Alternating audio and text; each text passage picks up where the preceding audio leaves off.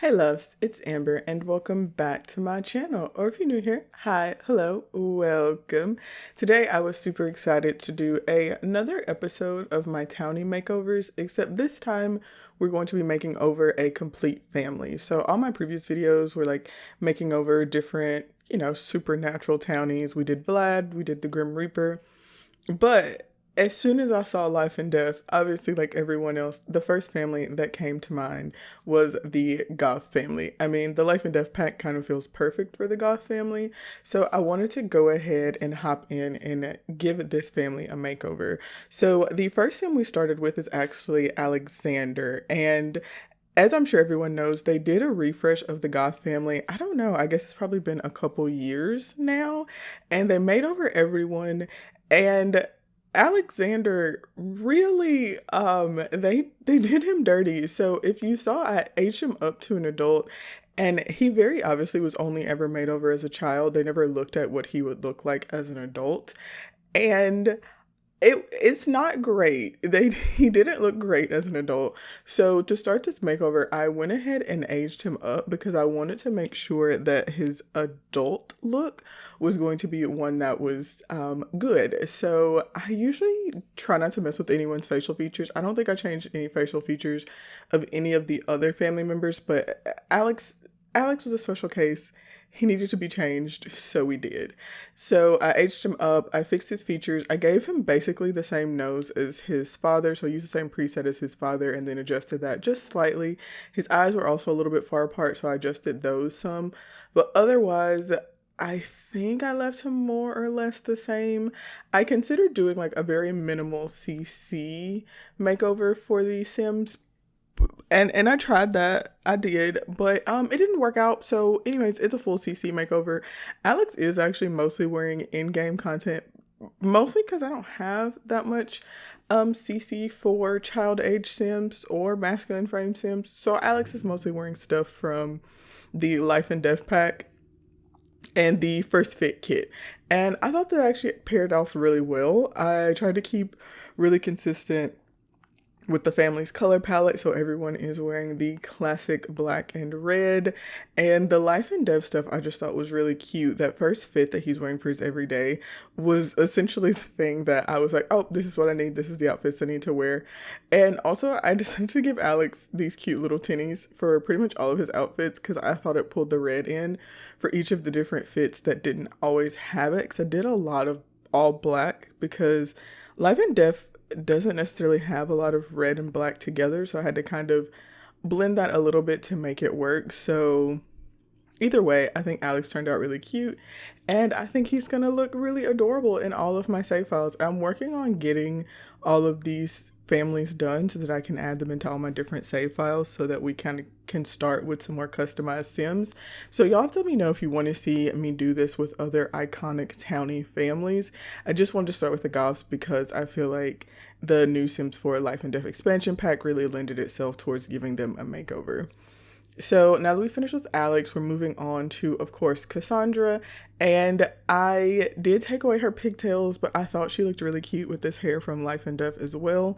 So I decided to go ahead and give this to her. I tried to use similar skin details for all of the family so that they could look related. If you work with skin details when you're doing custom content makeovers, you know that kind of skin details really do a lot for the face. And so if you use different ones, your Sims can start to look like they don't go together or they're not very cohesive. With that being said, if you use the same skin details all the time, you can really run into a very same face syndrome thing. But I think these turned out well, and I think I think it's pretty cohesive. So I'm pretty happy with how the family turned out. So for makeup, Cassandra actually is wearing a fair amount of makeup in her original form. So it's trying to keep that kind of look. I wanted to have like a little bit of a dark, smoky feel. And I think I did well. I think the big thing was the eyeliner that I think made it perfect. Eyeshadow-wise, I actually struggled a lot with both Cassandra and Bella. But we'll get to her Bella when we get to Bella. We're obviously working our way backwards, so we will finish with the iconic Miss Bella Goth. And then, of course, Cassandra needs to wear glasses. Her and Alex, I think, essentially have the same glasses, but I think these are cute. And I did go ahead and give Cassandra two different outfits. I wanted to keep kind of like that schoolgirl look that she has for her everyday outfit. And and this is probably the real reason, I really wanted to use this top from Life and Death. I just thought it was perfect for her. It is a little bit weird because the top I think is black and brown. It's a little bit hard to tell because of the pattern, so I feel like sometimes it didn't look right with black. So I went through a lot of different skirts to try to decide on which one I wanted to use. A lot of my CC is like really high-waisted, which I enjoy because we have so many crop tops in The Sims. But because Cassandra has like a pretty, like, she has like a rectangular shape and she's pretty slim, some of them just look strange on her. Like, they make her look like her torso is really, really long. But I thought this one was perfect. And then I was trying to play around with like the tights because she had on socks, but I wanted tights and I was going to do both, but just didn't like the way that looked. And then of course I had to do these new shoes from Life and Death because I just think they're so cute. If you guys follow like different types of J fashion, these look very much like Lolita shoes, and I thought they were really cute. And then not too long ago I'd seen this outfit and I thought it was perfect for her, so I went ahead and threw this one on her for just like her casual everyday. And then I love these boots, so I just thought this would be cute. And then I realized she didn't have nail polish, so I just went ahead and added some chipped black nail polish to all her outfits because it just felt appropriate for her. Then I don't remember what I did actually for formal wear because I was thinking that her formal wear would need to be something that she could wear to like a dance. So it needs to be kind of like prom-esque. Oh, I did this. This was like a witch CC set that I downloaded, but I just thought it was really cute and I think it looks appropriately formal for her. So I thought this one was fun. And then for hair, I think I did. I did this curly banged hair. I thought it was appropriate because we don't necessarily know how long Cassandra's hair is. And, you know, she could curl it up, style it up for a dance. So I just thought that hair was really cute. I think that outfit turned out really cute. It does have a very witchy aesthetic, but I like it. So I think it's cute. Then we went back to some Life and Death as well as some grunge revival stuff for her athletic wear. I thought that outfit was simple, but it was cute. For sleepwear, I decided to lean a little bit more onto the red because I feel like a lot of her outfits so far haven't used a ton of the red. Then we, of course, for party had to pull out this Life and Death fit since I gave her the hair that basically defaults to this outfit. It was only appropriate that she wore it. Plus, I think it kind of fits with her vibe.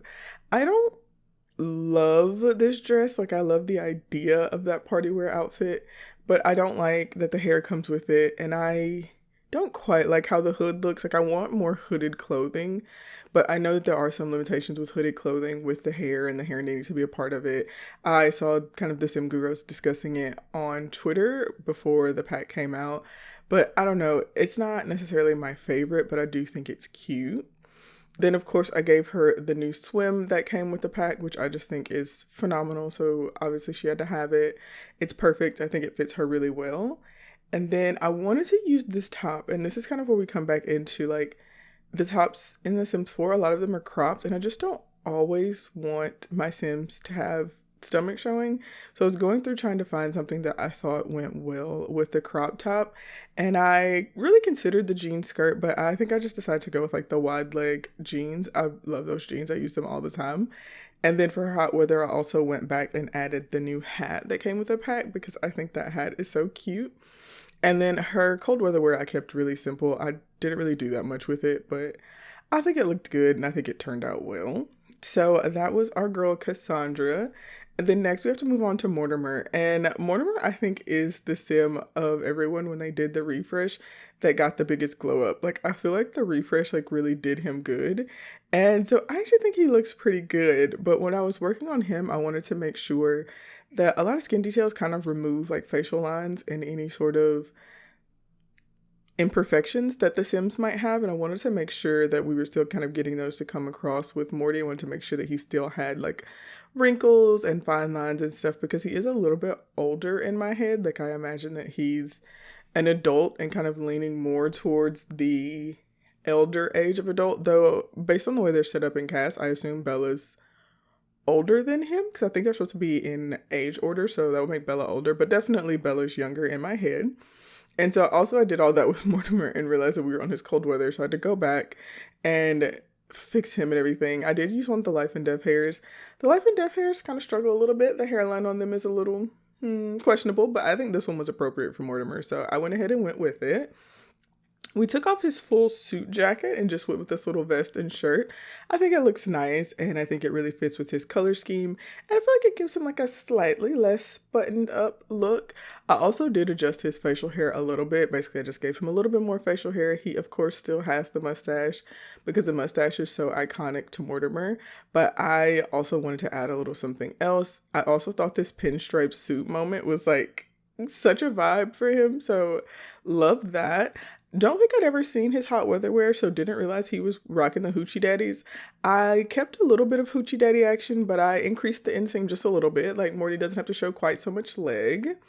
For a sleepwear, they had the absolute perfect little robe in the Life and Death kit that like he absolutely had to have, and then like the complicated loafers.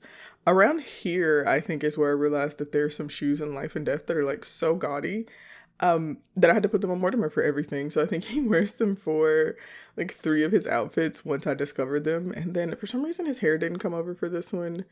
And so I had to get that. His hot weather is just his classic suit with sunglasses. I did take the sunglasses off because I was messing with my eyelash CC because he's wearing rings and I like that he feels like someone that would wear rings, so I left them. I really considered these Grim Rewards pants, but I just thought the pattern clashed a little bit, so I wanted to use these. I thought these looked better, and I feel like this is when I discovered these shoes, and I'm like, but this is a level of gaudy that Mortimer deserves, so I had to add those in. I considered trying to give him different sunglasses so he could have sunglasses, but like I said, he wears rings and they glitched with his eyelashes, so the sunnies had to go. And then we're back to his cold weather. I'm putting back on the gaudy boots because I love them for him, and I just had to take the gloves off because they just look a little too serial killer for me, so they had to go. That's a wrap.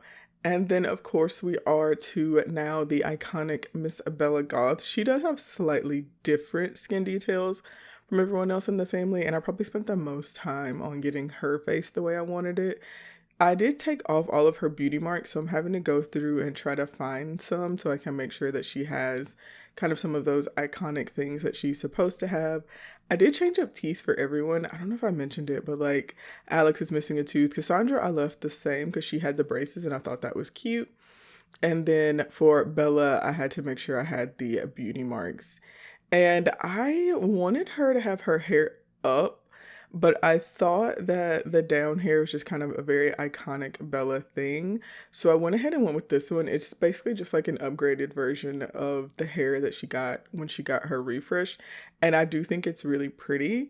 I struggled a little bit with her makeup because Bella's gotta have like a classy, sophisticated, but dark makeup. So it took me a little bit for that, but I liked it.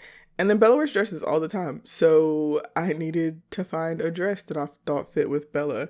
And of course, the first dress I thought of, again, the real reason why I did this is the new dress that came with Life and Death that has like the bird wings. But I didn't know if I wanted her to wear that for every day. Like that's very formal. And don't get me wrong, the dress that she is wearing, the dress that I selected it's fairly formal for an everyday outfit. But I thought it was still reasonable. So that's what we went with. And then I wanted to do these big pearls. This from like Syntate's Haute Couture collection, but I ended up not going with them. I ended up thinking they were a bit much for every day. Like I can see maybe Judith Ward wearing these every day, but Bella's slightly more understated, a little bit more old money aesthetic, I think. So I went ahead and tamed it down. I wanted to do that like layered necklace, but where it fell just didn't fit with the dress. And so I ended up doing that red necklace, but I tried a lot of things before I landed on something. I don't think she actually has on earrings because you can't see them in almost any of the outfits that I picked. But here's the Life and Death outfit. It is perfect. Like it screams Miss Bella Goth, so I was so excited for that. She does actually wear the same shoes for all of her outfits. I just thought those shoes were really nice. I did decide to increase the length of her nails. I considered black, but I thought red was kind of the vibe. And here is where I did decide to go ahead and put her hair up. And I did actually just use the hair that came with Horse Ranch. I did check to make sure there wasn't anything else going on with the hair, but there wasn't. And so I thought it was perfect. And then I think I did just go with these gold hoops. Oh no, I went with these. I thought these were really pretty. And then I have a necklace that falls kind of into the décolletage, so I thought that was perfect for her. I struggled initially for athletic wear because I was trying to use a lot of Life and Death, but this is this is basically exactly what Cassandra has on. So I went ahead and switched it. And then I was going to switch it up a little bit. And then I just decided to change the set. I just used a CC set. This is a fully custom content outfit, except for the shoes. She's kind of matching with Alex for the shoes there. And then, of course, I need to put her hair up. For every time I had to put her hair up, I just used the same hair. I thought it was cute. And I tried a couple different options, but I decided to go for something slightly more covered. Bella is like a full adult, I believe, so I wanted to give her a little bit more of a classy look, which is also why we have this vintage glamour sleepwear. I love that sleepwear outfit. It's like my favorite one in game. And I think the robes pair perfectly because Morty also has the robe. This top is the other thing that came in Life and Death that like is just chef's kiss. This is the best piece of content that we got, and I just wanted to pair it with like a nice skirt. And I tried a few different ones, but once I saw this one with the slit, I thought, oh, that's perfect, because then we can also put, it's the Love Struck tights that I really like, because I like the lace at the top. I guess they're thigh highs, right? And then I realized that her makeup wasn't transferring over. She still had her makeup she had on, which Bella does have some of the best makeup they've given to a pre-made, but no, we had to go back with what we're doing. And then I wanted to intensify a couple of her looks as well. So here I am kind of adjusting Bella's makeup to make sure that she's serving face at every given opportunity. So that's what I'm doing here. And then for her hot weather wear, I just realized I don't think I did Bella's swimwear. Like, I don't recall doing it. I'm probably going to go back and give her the same sort of swim that I gave Cassandra because I think that'll be pretty. I thought this dress was nice. I really like the one with the deep V, so I just went with it. I thought maybe it was a little bit too much, but it's cute. And it's one of my favorite dresses. It is by Sentate, like almost all of my formal wear dresses, but they're all a moment. And then I think cold weather is one that I struggled with a lot. I ended up giving her two actually because I'd made one outfit and then I realized that like she should just wear like a sweater dress. So I just gave her a burgundy sweater dress for the second one after I spent all this time looking for a way to add red to this one. But you have to let me know what you think about our newly made over Goths. Which one is your favorite? Are you team Bella, Morty, Cassandra, or Alex? Obviously, Bella is my favorite. She is the most iconic Townie in The Sims 4, but I also really like the way Alex turned out. I think he's really cute, and I will be excited to see him once he ages up in my game. And, you know, when I have like other child Sims, I think he will pair really well with them. But I want to say thank you guys so much for watching as absolutely always. Please like, comment, and subscribe if you've enjoyed my life and death inspired Goth family makeover. I hope you enjoyed the video, and I will see you all next time. Bye.